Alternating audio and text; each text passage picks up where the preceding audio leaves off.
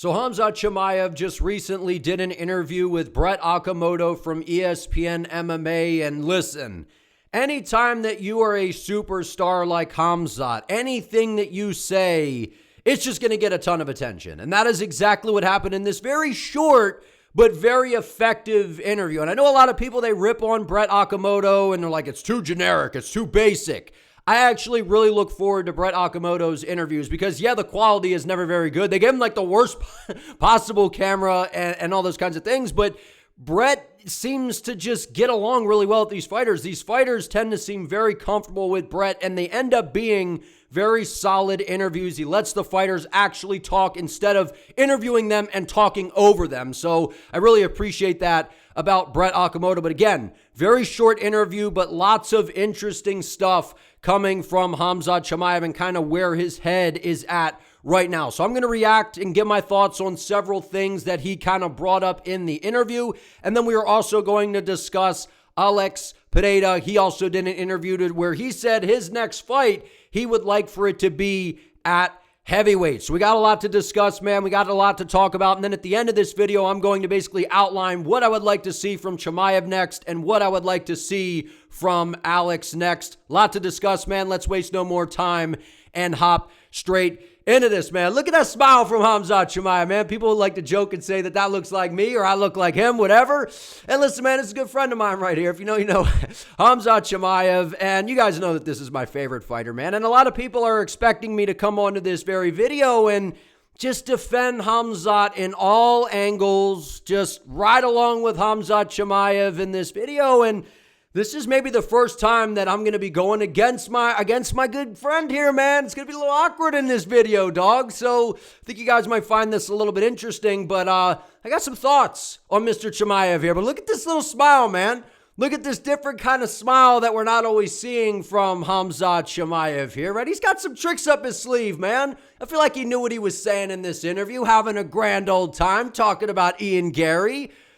But the point is of this interview, man, overall, I said this before heading into UFC 308 where Khamzat fought Robert Whittaker.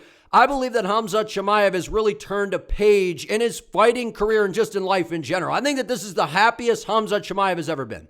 It's very evident.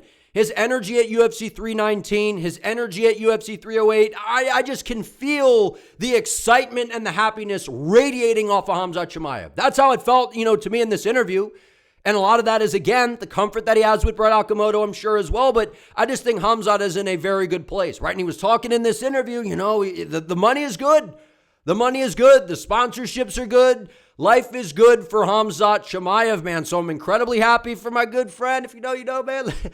But at the end of the day, I got kind of a feeling, man, that this may be us coming up on the end of Khamzat Chimaev's career. Now, I'm not saying that he's only got one fight or two fights left, but given where this guy is at in terms of the success that he is having and gotten it just so quickly, I just don't know how much longer we are going to have Khamzat in the fight game. And that's why I always say, man, people are so busy out here hating on these fighters, and just appreciate and enjoy these guys while they are here, because the amount of money that it sounds like Chimaev is rolling in, he's rolling into racks, man. And I think Chimaev is doing well. Life is good. He is happy. He's undefeated. His legacy moving forward, depending on what the big fights are going to be that he draws, and if he's able to go out there and get these fights, get wins, I just don't know how much longer we have Khamzat in the fight game. So cherish this guy while he is here, man, because whenever these fighters start to get crazy successful, the activity's not quite the same, right? And again, when you start rolling in that kind of money, you're like, man, I don't feel like being, getting in there all the time. And, when you're undefeated, you're already at the top.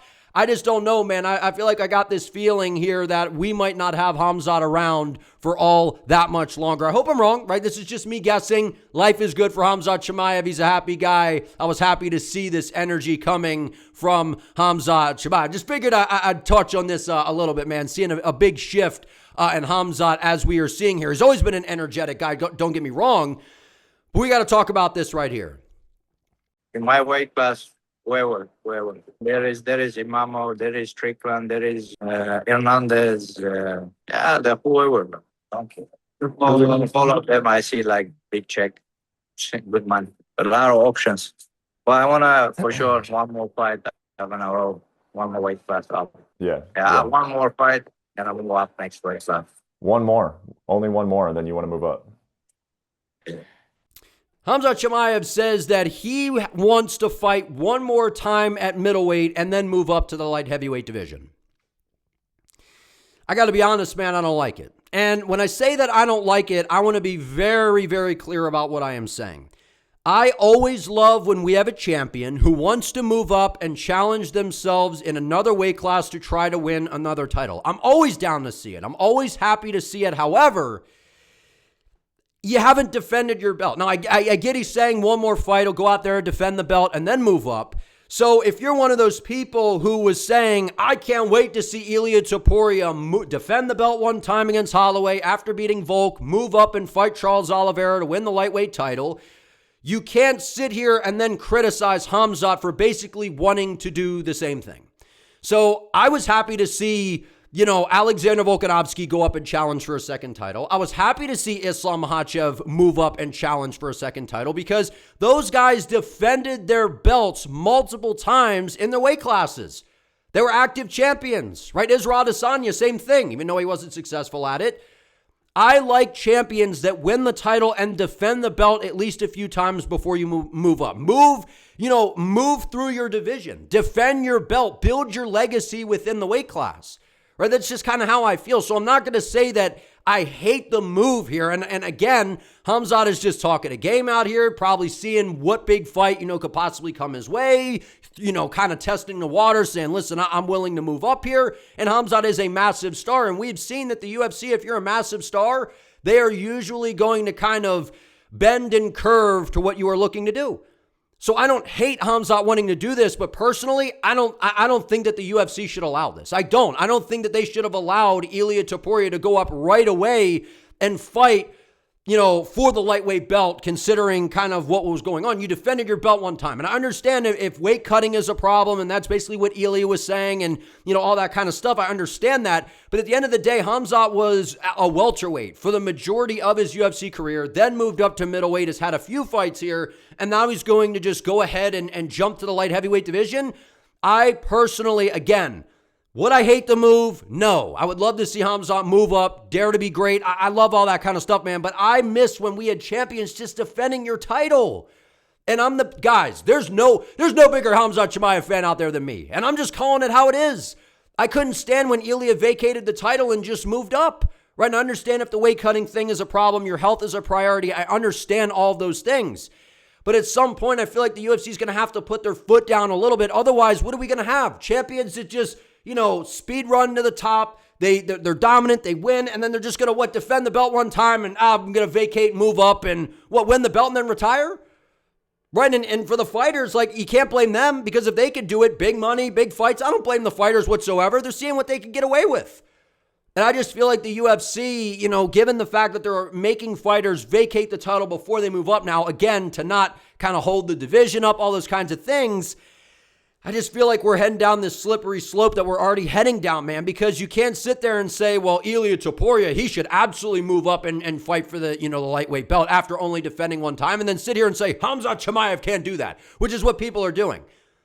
People pick and choose who they want to see move up and challenge for belts. Now, again, like I said, I'm being very clear about this. I would love to see it because I love seeing fighters move up and do that. I'm just being real on the angle that I don't think that the UFC should allow this to continue, man. They should have guys, get you to stay in your weight class, defend your belt a few times. I want to see in terms of the legacy for Khamzat as well.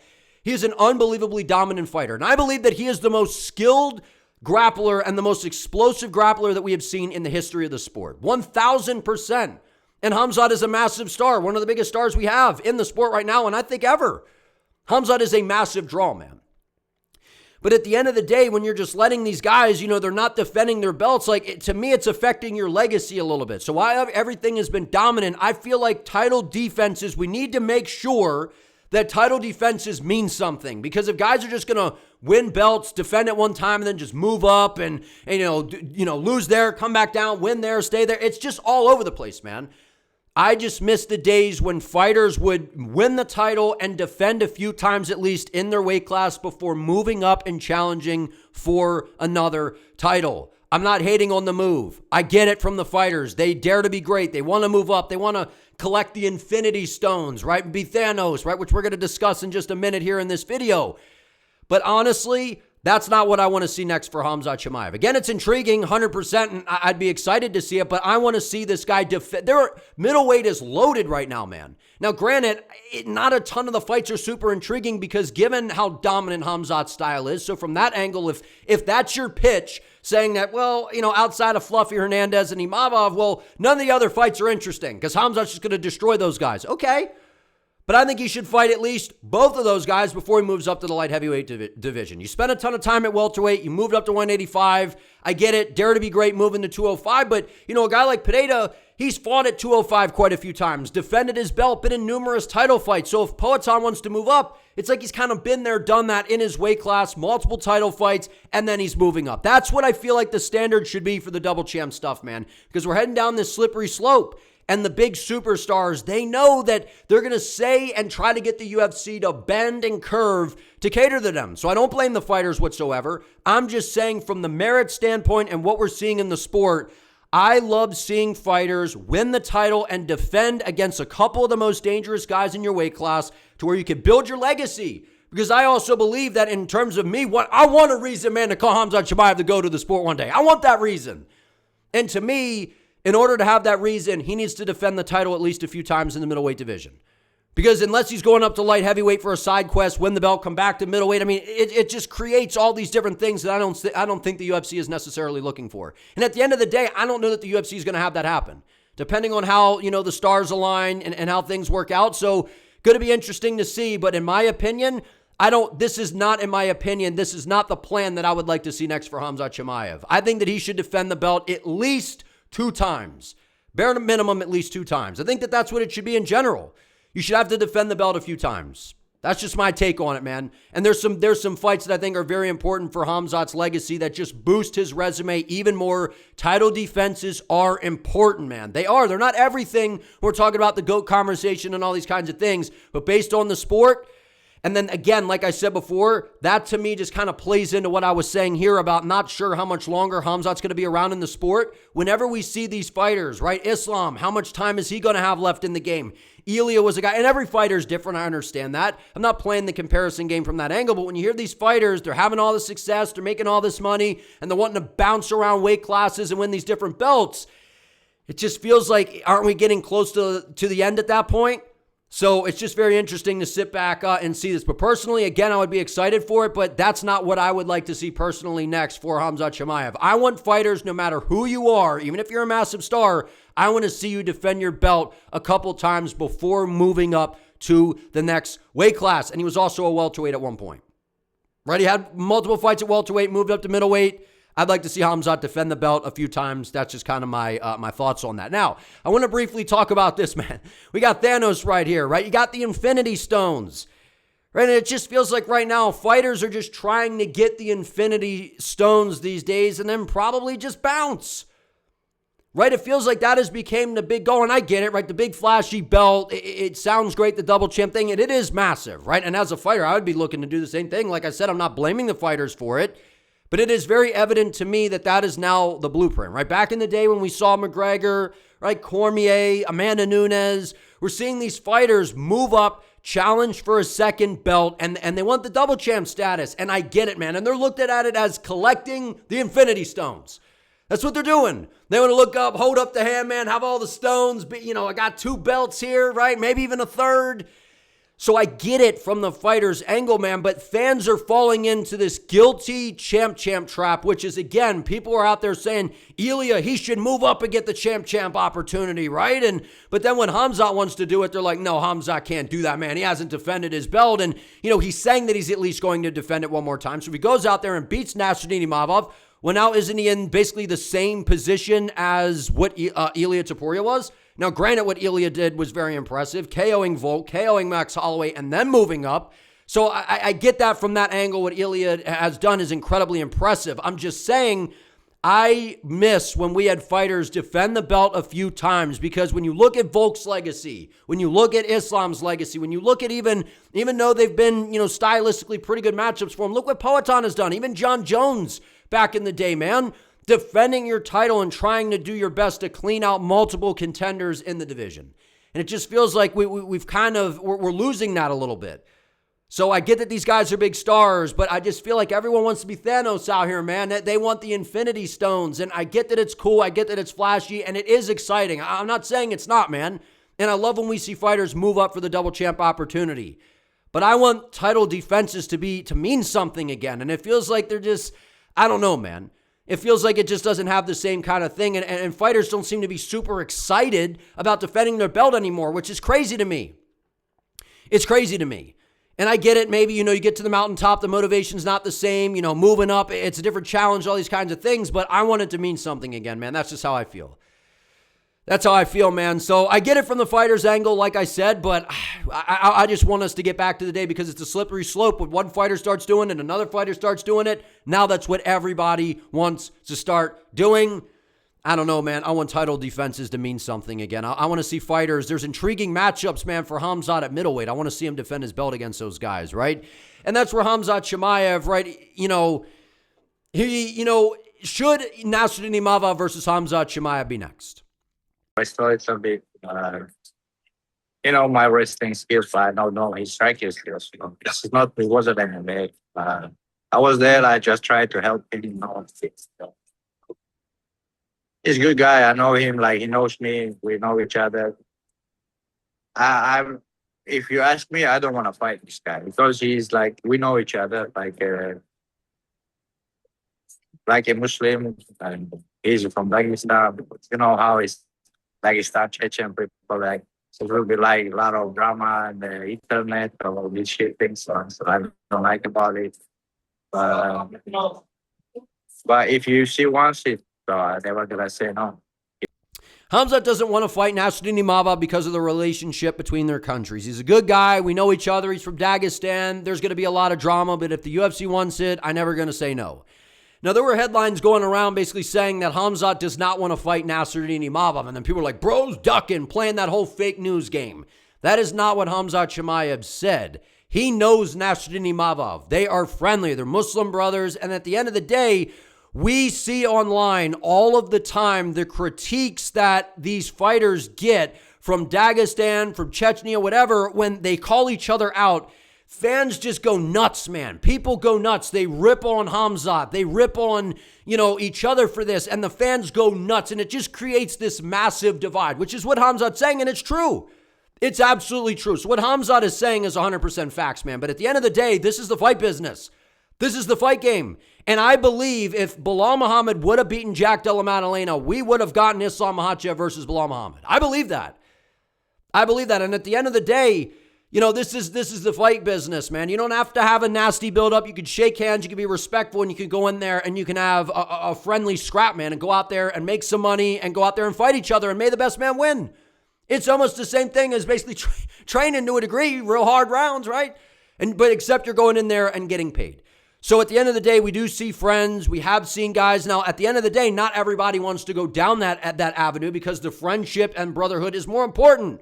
So I completely understand that. But at the end of the day, Khamzat is not turning this fight down. So the people out there saying that, acting like he's afraid of Imavov or something, if the UFC wants it, Khamzat Chimaev is going. He's going to make it happen. He's going to fight Nasruddin Imavov, and I believe that this is the fight that's going to happen next. And it should absolutely be the fight that happens next, 100%. And if it's not, and they mutually agree, they don't want to fight each other, because Nasruddin Imavov has said, like, I want to fight for the belt next. So it sounds like these guys are pretty much willing to fight each other, more or less, right? They can have a respectful build-up. Nasruddin Imavov has earned the opportunity to fight for the belt next. So if Imavov was kind of in these hairy waters right now, to where it's like, he maybe deserves a shot, maybe he doesn't, I don't know. Okay, maybe you could give him another fight or something to keep him busy, and Khamzat could fight someone else and then move up, and then Imavov challenges for the title. But we're not in that position, really, because Imavov has been knocking down the contenders, and he has earned the opportunity. When you KO Israel Adesanya the way he did in round 2, when you go out there and beat up on Caio Borralho in a 5-rounder, you are getting a title shot. You've earned the title shot. He is clearly the clear-cut guy in the middleweight division that has earned a shot. Nobody is more deserving of a title opportunity right now than Nasruddin Imavov at middleweight. So he's earned the opportunity, and it's a life-changing opportunity for Imavov. So the next fight at middleweight should be Khamzat Chimaev versus Nasruddin Imavov. And I understand, when you're close, you have close friends, the brother, your brotherhood. I understand all of that stuff. The brotherhood, I get it. And it will, and what Khamzat is saying is true, man. It does create a divide. It creates drama. It creates this negativity. But at the end of the day, you can have a respectful build-up and you can go out there and may the best man win. Shake hands. Everybody is going to be interested in the fight because at the end of the day, it's Khamzat Chimaev and Nasruddin Imavov is a damn good fighter. May the best man win. That's what my approach is to it. We see friends fight each other. We see all these different things. At the end of the day, it is a business, and Nasruddin Imavov has 100% earned the title shot. So unless, Khamzat's going to vacate and move up, or Imavov is willing to fight another contender in the meantime until Khamzat moves up and they figure something out, I don't know if that happens. So if that doesn't happen, Imavov versus Chimaev is probably the fight that is going to happen next because Nasruddin has 1,000% earned the next title shot. And by the way, what an amazing fight that this is. Super high level. Imavov's got good takedown defense. We've seen him in trouble on the floor a few times. Again, Brendan Allen was having success early against him. We know Khamzat is a different beast, man. He's a different beast. I think his ground game would be too much for Nasruddin, but on the feet, Nas is nasty, man. I think he's probably the best striker in the middleweight division, man. He's fast. He's explosive. His boxing is nasty. His range management is really, really good. And even though he does get taken down, he's a hard guy to submit. So I actually think that this is a very intriguing stylistic matchup. I still would pick Khamzat to win this fight, but it's definitely an intriguing fight, and Nasruddin has 1,000% earned the title opportunity. So we'll see how this thing plays out. But Khamzat is exactly right, man. There would be drama, I think, coming into this fight, at least between the fans. So I get what he's saying to a degree there. All right, Strickland versus Khamzat. Listen, man, this would only be good because of the buildup. That's it. All right. I've said this before, right? There's people out there that are so excited and basically salivating over the chance that we get to see Khamzat versus Sean Strickland. And I know a lot of people are, might feel that way because they just want to see Khamzat go out there and, absolutely ragdoll around Sean Strickland and destroy him, which is exactly what I think would happen. But at the end of the day, like Sean Strickland just fought Dricus du Plessis and pretty undeserved rematch. It should have been Khamzat Chimaev in there. And that kind of delayed, Khamzat Chimaev's title opportunity, right?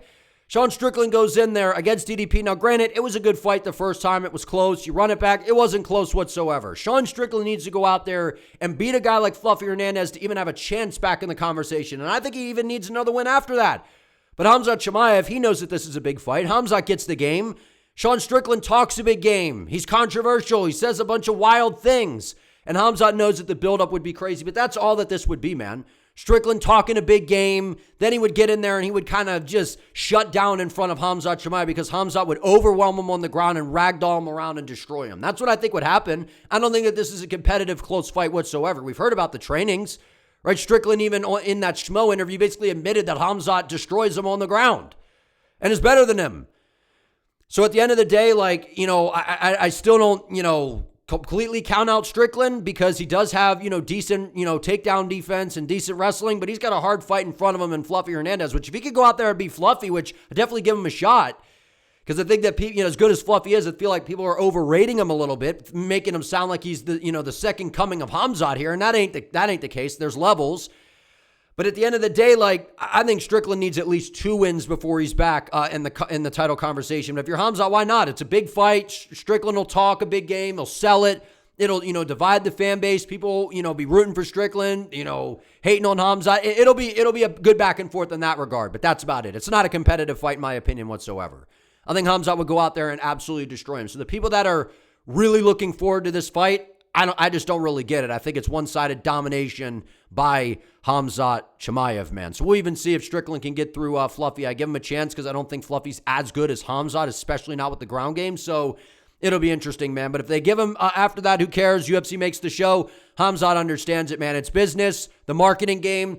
That's why Khamzat does a lot of the stuff that he does, kind of the pushing and shoving at the weigh-ins. He understands the marketing aspect, man. I've said that for so long about Khamzat. He's brilliant when it comes to that. He gets the game. And Strickland gets the game a little bit as well. Strickland runs his mouth, creates headlines, right? And when you do that, you go out there and get a win, and you're good for business. The UFC throws you in there when you maybe shouldn't be getting opportunities. And there's no question that Khamzat versus Strickland is a big fight, given the bad blood and all that, but it's not a competitive fight. So the build-up would be interesting, but that is about it. So for me, I don't really even care to see this fight personally, other than the fact that I think Khamzat would absolutely destroy Sean Strickland.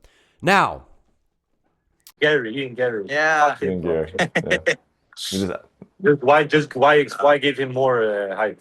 No problem. No problem. We gotta speak about him as well. He's also a UFC fighter. We make him famous. He wants it. He wants it. He want to be a corner, but we make him like, yeah. What should we do, brother? This cappuccino, he tastes like my cappuccino. It will be so sweet if I get a fight with him, Norman. With Alex? With Alex and Garry, no problem. As I said before, Ian Machado Garry is an instigator who knew exactly what he was doing. I made a video defending Khamzat for this whole interaction that happened at UFC Qatar. Remember all those people out there? They were shitting on Khamzat, saying how immature, and the way that he was reacting to Ian Garry. You saw those clips going around, especially that other angle where Ian Garry was slapping pretty hard on Khamzat Chimaev's back, man. Ian Garry knew exactly what he was doing. Going to lead the way. That he's going to do a quick photo with our partners. Whenever you're ready, always ready. Good job, team. Good job tonight. Don't worry. Whoa. That's just childish. I can't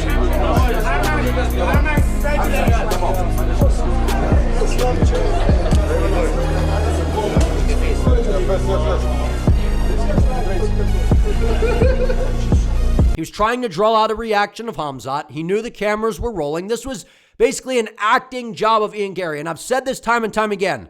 I like Ian Garry, the fighter, but as a person, he's cringy, he's snaky, and he's just kind of unbearable, man, and really annoying. That's my honest take with Ian Garry, but as a fighter, there's no denying that he's spectacular, and he's willing to fight anybody, anytime, any place. I like Ian Garry as a fighter, but as a person, basically like what Darren Till was saying, is I second that. That's pretty much how I feel. And Khamzat knew what time it was. As I said before, Khamzat is a showman as well. He gets the game.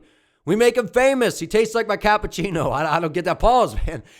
It will be so sweet if I get to fight with him, right? It'd be a big fight to a degree, depending on how things shape up. I mean, I don't think Garry gets through Islam, but you never know, right? And Ian Garry versus Khamzat, maybe, and that's what I said before. Ian Garry, Khamzat, building this up to where if they ever cross paths, you have this footage to work with. How many times in the UFC, look at Ilya and Patty, for example. Years ago, they have a run-in, and soon enough, we may see them end up fighting each other. Ilya was in a different weight class. Now he's coming up to lightweight. So that's what my takeaway was from this whole thing. Ian Garry tried to big bro Khamzat Chimaev, and Khamzat just returned with the favor. You want to go up there with that condescending, kind of just looking down upon tone that Ian Garry has. And I said this before, the amount of people that I guess have never been in any kind of altercations with annoying-ass people like Ian Garry, they have that kind of tone. Oh, he's not going to fight me. He's good. He's good. Oh, what's wrong? And then immediately turn after, oh, hey, what's up? When he was talking to the other guy. Ian Garry has a condescending tone like he's talking to a 5-year-old when he's talking to grown people. That's what he did.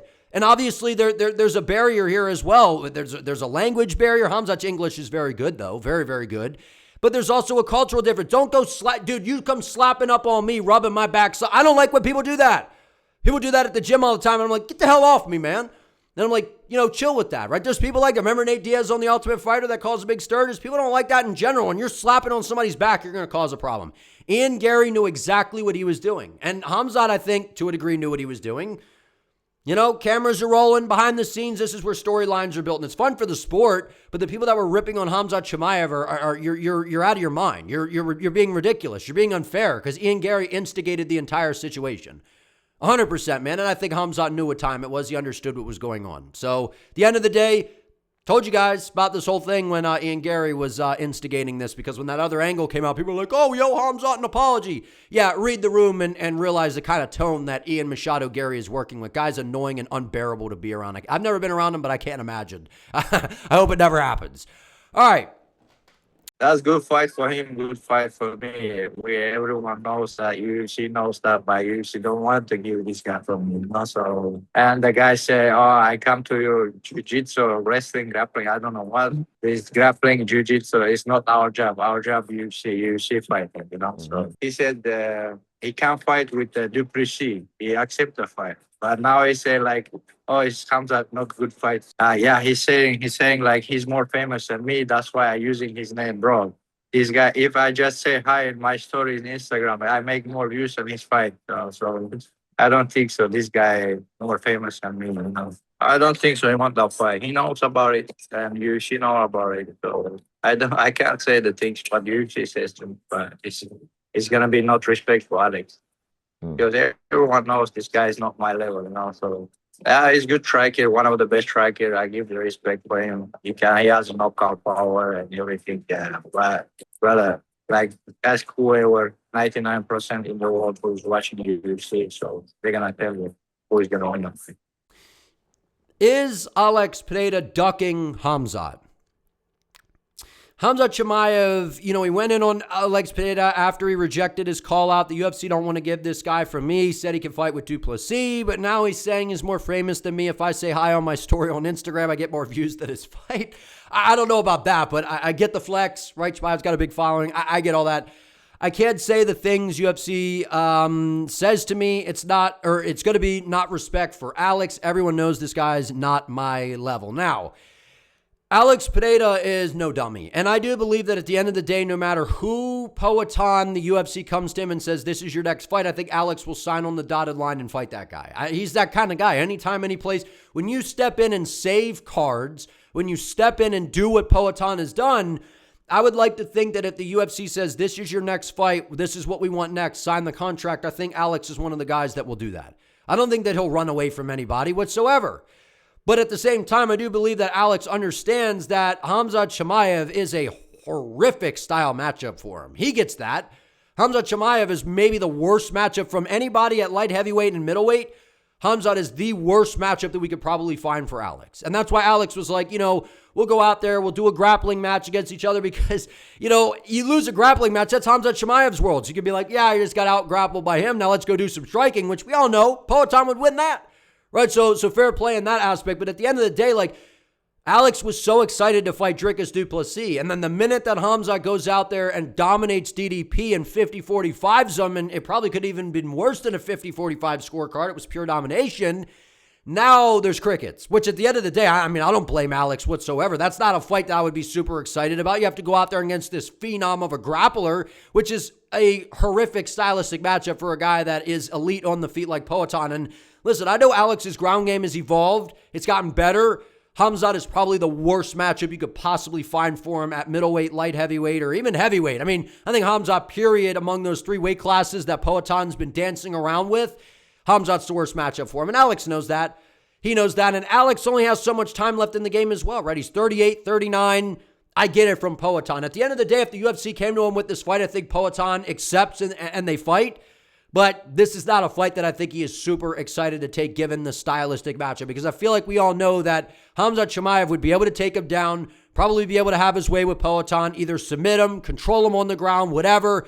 It would probably be one-sided in that aspect. Now, if Alex can stop the takedowns, get back to his feet, and keep the fight at range, Alex would probably knock out Khamzat Chimaev on the feet. I don't think that anybody really has any debate for that. It's pretty obvious of if Chimaev gets to fight to his world, he dominates. If Poatan keeps it in his world, even though Chimaev, I feel like, has underrated striking, he ain't anywhere near as good as Poatan on the feet. So at the end of the day, it's a big fight. And sure, if they could go out there, a couple wins here and there, and they want to put this together, but I don't think the UFC's doing this, man. They want Khamzat with a belt. They want Poatan with a belt. Both guys are marketable. I don't think we see this fight. And strategically, it ain't a good one for Poatan. I think he knows that.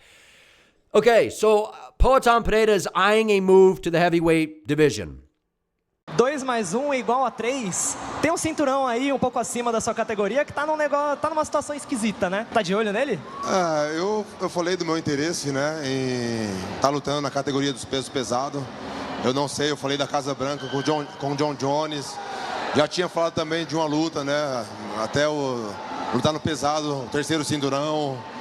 Mas eu não sei, não tá no meu controle, né? Eu tenho, né, as minhas vontades, mas também estou na expectativa, assim como todo mundo.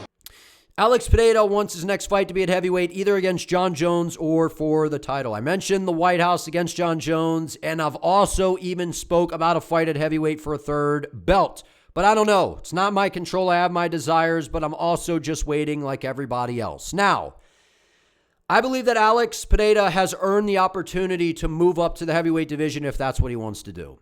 You know, you go up to the weight class, you beat Jan Blachowicz, you get into a vacant title fight, you beat Yuri Prohaska, you beat him in a rematch, you beat Jamal Hill, you beat Magomed Ankalaev in the rematch, he took the, so he's been in there fighting the who's who in the light heavyweight division.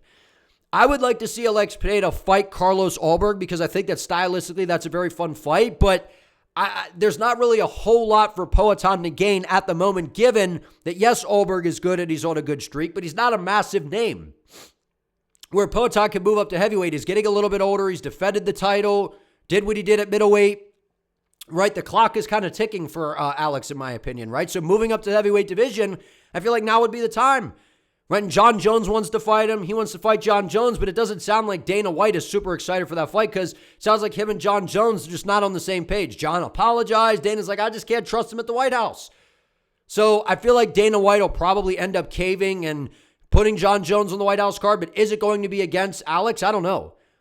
Because I feel like Dana's just pissed that the John and Aspinall fight never happened, and now the disaster we have at heavyweight and all this kind of stuff. So what would they be booking that fight for? Just kind of a one-off, just a random fight at heavyweight, two massive names. I mean, it would be a big fight, don't get me wrong, but it's probably not going to be a belt on the line. I don't think John's cutting back down the light heavyweight, right? He spent all that time bulking up for the heavyweight division. Who knows? So if John Jones goes down the light heavyweight, I mean, I could see that happening, but nah, I think he goes up to heavyweight, and I think that that's probably the move that we might see next from Alex Pereira. So like I said, he's defended the belt a few times. He's put in some work in the weight class. Again, are they good stylistic matchups for him? Was the UFC looking out a little bit? I definitely think that there's some of that as well, especially the Roundtree fight, which was a great fight, but we all understand why that was booked. So at the end of the day, Alex Pereira, he has earned the opportunity to move up, and that would be crazy to see him try to win a third UFC title. Now, this is what I would like to see next for Khamzat.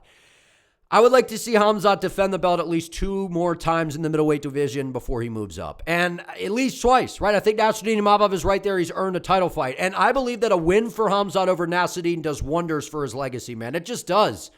Nasruddin Imavov, to me, he's probably the best middleweight outside of Chimaev right now. I get that he's, number 1 ranked guy, but skill for skill, he's incredible, man. And I honestly think that Imavov can beat Fluffy in a 5-round fight. You put him in there, I mean, I think Imavov is so good, dude. On the feet, he's slick, he's fast, he's a sniper, he's got power, he's slick. He's a hard guy to deal with, man. Kyle Bahalia is a pretty good grappler, and I mean, he just could not find a way to get close to Imavov, man. Nasruddin is just hitting his stride, man. He's in the prime of his career. He's very, very, very good. So I feel like a win over Imavov does wonders for Khamzat's resume, man. A guy in his prime like Nasruddin, adding that, a guy that's, knocked out Adesanya, has beaten a lot of guys in this weight class. It's a big win for Chimaev, man.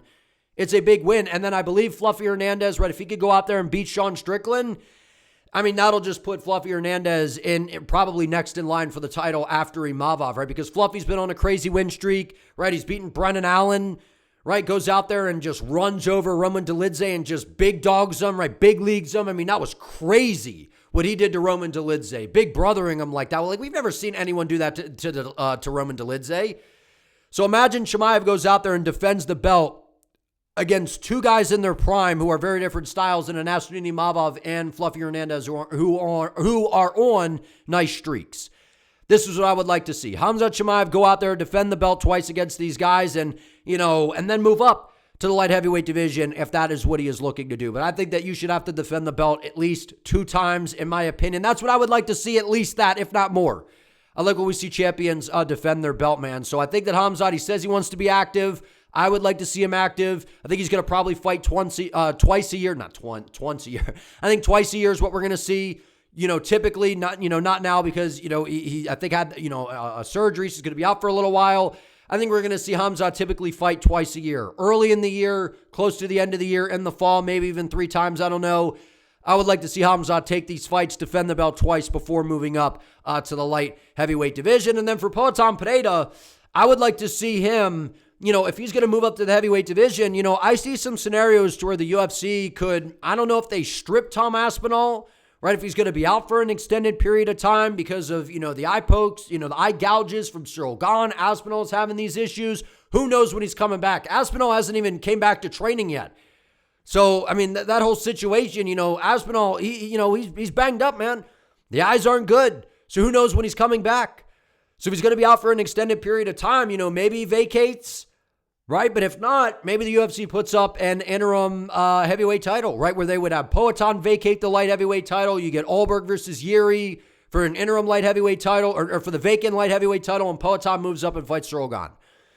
So if Aspinall can't come back, I would like to see Alex Pereira versus Cyril Gahn, man. I think that would be an amazing fight. I mean, stylistically, that's one of the most intriguing fights I feel like the UFC can put together. And seeing what we saw from Poatan sparring with a guy like Rebellis Despain, Poatan has the power to be able to deal with a heavyweight. And he has the power to be able to put out a heavyweight as well. I mean, him versus Cyril Gahn, you can't tell me that that's not an amazing fight.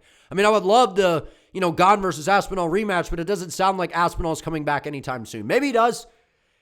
But if he can't, and the UFC puts up an interim belt, or, Aspinall vacates because he's going to be out for a while, or whatever goes on, that's the fight that I would like to see. But I also think that there's a possibility that Dana White caves and books, kind of a side quest, Alex Pereira versus John Jones at the White House, because it's a big fight. So I could see that.